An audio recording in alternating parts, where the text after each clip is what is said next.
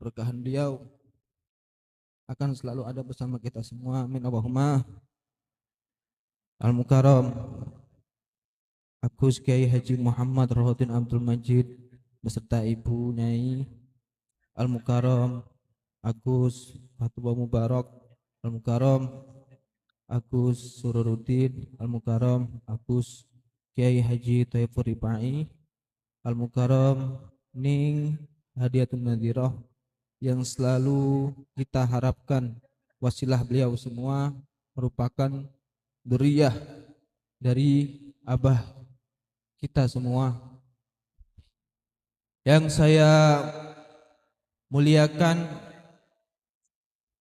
tuan rumah senior Al-Ustadz Sutomo dan para kades, para desa Sungai Gelam serta jajarannya, dan para pegawai syara, Bapak Imam, para yai-yai setempat, para cendekiawan, cerdik pandai, besak dak sebut gelang, kecil dak sebut namo. Kalau kata orang dosa macam itu.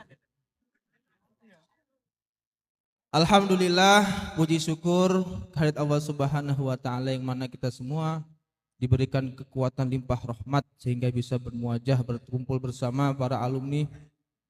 Kemudian selawat berikan salam senantiasa kita curahkan pada baginda kita Nabi Muhammad sallallahu alaihi wasallam. Insyaallah semua umat Islam, bahkan yang bukan umat Islam itu mengharapkan syafaatnya seperti yang banyak diceritakan kiai-kiai ya.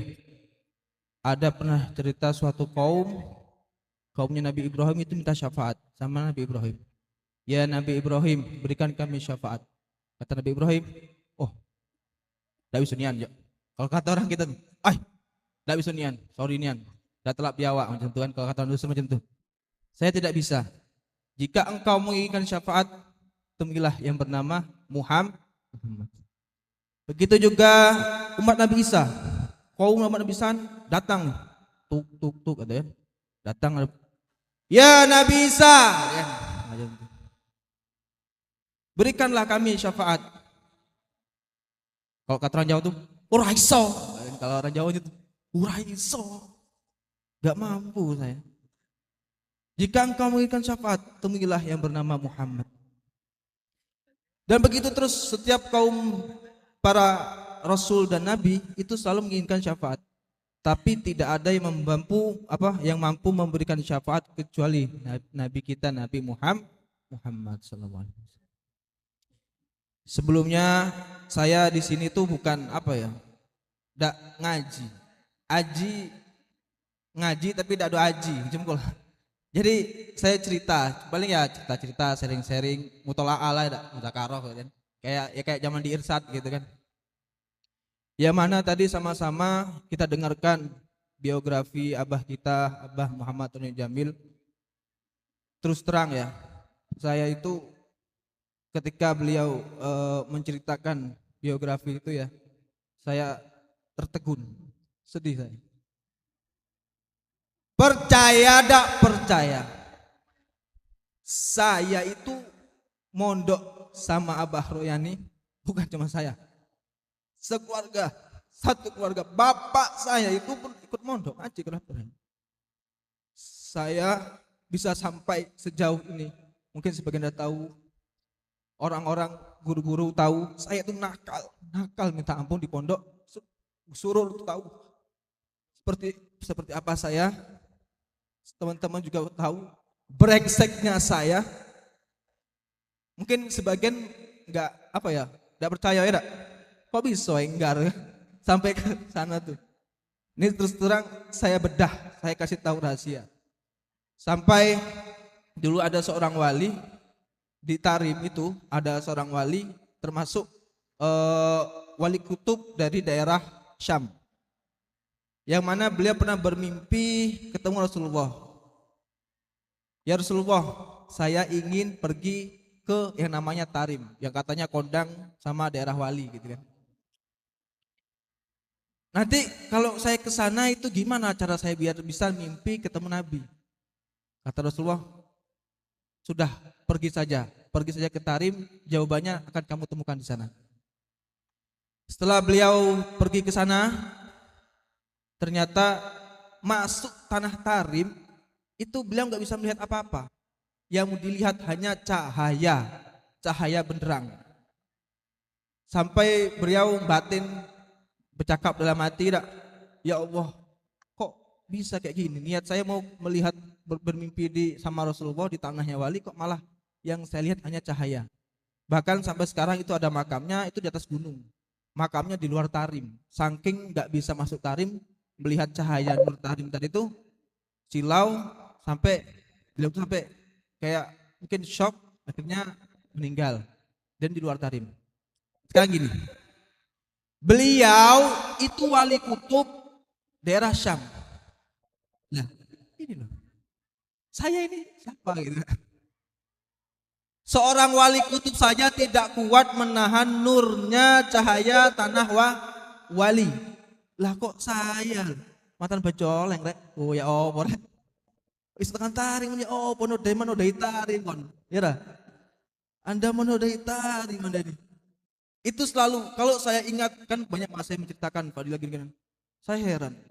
Sampai ada seorang wali enggak sanggup masuk Tarim. Loh kok aku bisa tekan kono rek. Apa sebenarnya apa yang ada pada diri saya? Setelah saya ingat-ingat, ada satu hal memang dari saya namanya belajar Islam, belajar agama, khususnya ya jelas di pondok Irsyadul Ibad. Itu saya gak pernah putus menghadiahkan Al-Fatihah kepada Abah Royani.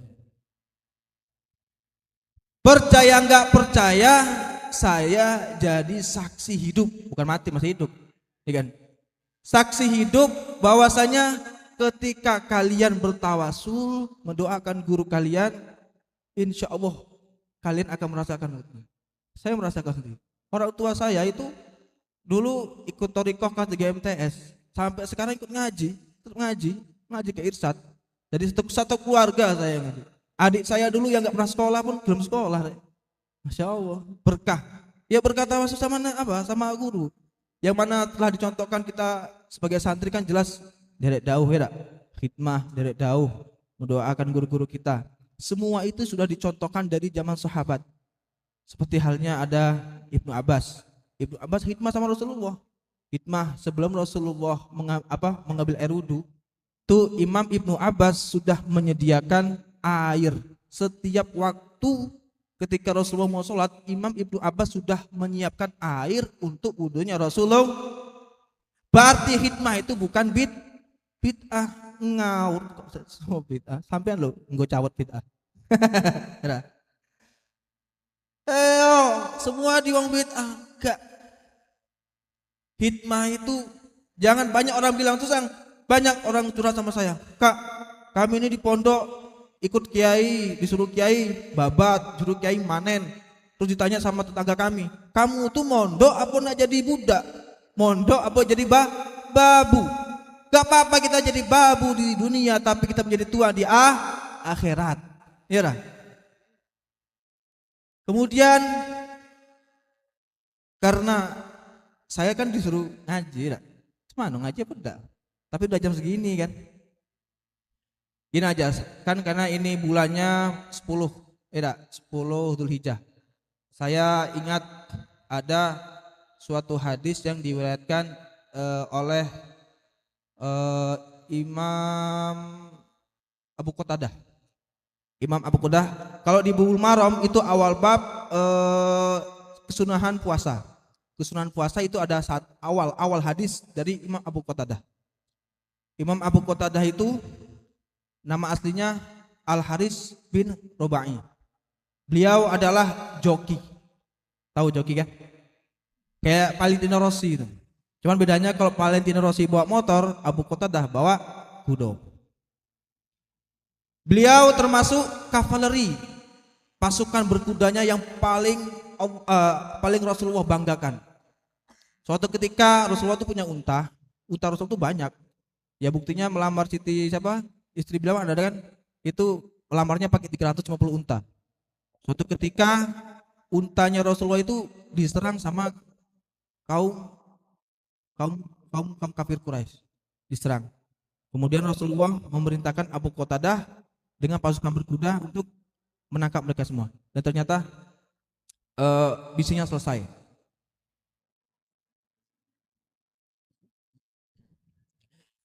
Kemudian Abu Qatadah itu juga salah satu yang paling hikmah sama Rasulullah. Yang mana suatu ketika dalam perjalanan untuk melakukan perang Badar, itu Rasulullah itu ngantuk-ngantuk gitu loh. Ngantuk-ngantuk dia kan. Gini, itu Abu Qatadah selalu memasangkan bahunya, dadanya untuk Rasulullah itu lemean. Dan ini juga temurun sampai ke Abu Ya'Kaitafur lah. Abu Ya'Kaitafur kan kalau ngaji kan sering ngantuk-ngantuk kan. Ternyata itu sanadnya sampai kepada Rasulullah. Gus Majid, udah. Saya ingat kamu jangan ngino-ngino pasti. Aku ingat lah kamu dulu galak-galak kan. Itu sanadnya bersambung loh, mutasil sampai Rasulullah. Kok diketawain, sih kan. Itu makanya gue bilang, tindak lampah kiai kita jangan selalu suuzon. Tindak lampah kiai, tindak lampah guru itu mesti ada nilai faedah. Buktinya seperti ngantuk-ngantukan, itu sampai ke Rasulullah loh. Rasulullah itu seperti itu. Ketika ngaji kalau sahabat itu ngantuk-ngantukan, mau seperti itu. Dan Abu Qatadah itu selalu memberikan bahunya untuk Rasulullah ketika seperti itu. Sampai Rasulullah kebangun kan. Kamu siapa gitu? Abu Qatadah. Semoga engkau akan menjadi pilarnya Islam, kata Rasulullah. Ternyata benar. Beliau menjadi pasukan berkuda kavaleri dari umat Islam yang sangat ditakuti kaum Quraisy. Jadi beliau pernah memberikan hadis yang mana itu tentang fadilah hari 9 Zulhijjah. Yang mana kalau orang haji itu tidak diperintah untuk berpuasa, tapi boleh berpuasa. Kalau kuat boleh. Tapi untuk yang tidak berhaji, untuk mengimbangi fadilah orang haji, maka kita diperintah untuk berpuasa. Yang mana fadilahnya tersebut menghapuskan dosa, ya, yukafiru sanah apa zamannya? Yukafiru sanah qobliyah wa bakiyah. Menghapuskan dosa tahun sebelum dan tahun sesudah. Nah, banyak salah server dengan hadis ini. Wah, kalau begitu kemarin saya nyewa LC, diampuni dong. Rase. Terus ada lagi, kan dosa-dosa diampuni nih. Berarti besok saya puasa, terus habis itu saya download micet. Rase. Lah kang guyu ketahuan kan. Di sini makna menghapuskan dosa itu dalam hal dosa-dosa kecil, bukan dosa-dosa besar. Karena dosa-dosa besar itu tidak akan pernah diampuni kecuali dengan taubatan nasuha dan haji yang mabrur. Jangan pula kamu mentang-mentang puasa 9 Dzulhijjah ya, besok pergi ngayau ngeslot seran ya Allah. Wal fajr wal layal asyar ya. Allah itu bersumpah dengan 10 malamnya 10 Dzulhijjah. Saking keramatnya itu hari. Jadi maksud di situ kalau malam 10 Dzulhijjah kita harus banyak-banyak melakukan amal bagus, sedekah, muter tasbih, wiridan. Muter tasbih bukan mutar selot. Ya. Kalau kamu mutar selot, jamin rungkat. Saya katanya, pegang kata saya. Kalau kamu 10 malam Dzulhijjah, malamnya bukan muter tasbih, tapi malah muter slot, dijamin rungkat. Rungkat dunia akhirat kan. Dunia akhirat rungkat rek. Di dunia habis saldo. Di akhirat habis saldo pahalo. Orang tuh 10 malam Dzulhijjah kita gunakan kebaikan ya, agar diturunkannya taufik ya, terus ilham menjadi manusia yang lebih baik. Ini malah mengharap turun petir Zeus. Mutong kamu lo bengak kawi. Lah lolo tambah lolo. lolo dapat pelolo macam itulah. Otak tak berjalan, otak itulah buruk bentuk tak. Tambah apa yang kamu laku tambah buruk. Kalau macam itu bukan kafirnya kamu tuh. Amal kamu tuh yang dikafir, dirontok segala orang. Nah, kemudian yang mana tersebut itu tadi ada juga salah satu fadilah dari 10 malam Dzulhijjah ya. Itu adalah dikabulkannya doa seperti yang dikatakan oleh Habib Umar bin Hafiz pernah mengatakan ketika malam 10 itu kalian panjatkan doa, insya Allah akan mengkabulkan doa kita.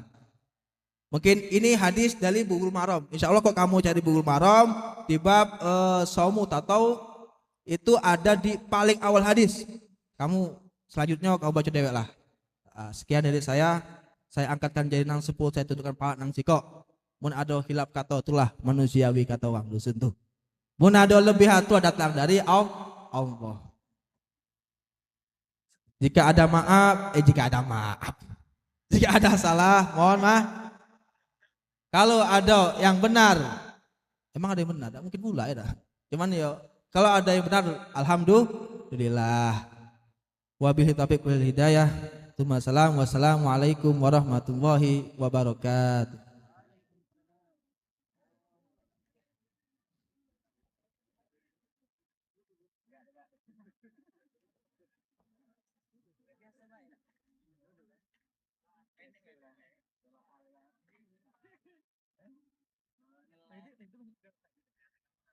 Kepada beliau kami haturkan ribuan terima kasih.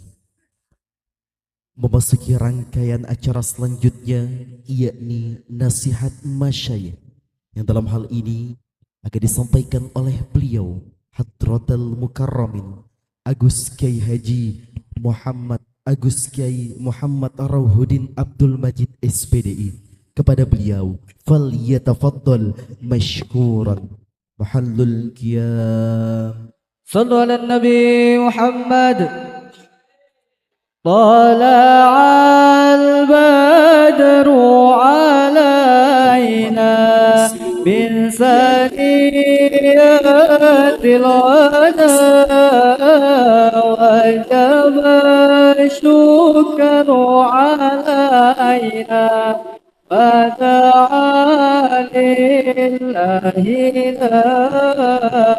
طلع البدر علينا من ثنيات الوداع وجب الشكر علينا فدعا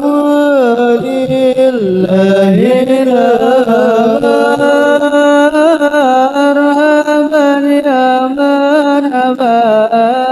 يا نور العين مرحبا جد الحسين مرحبا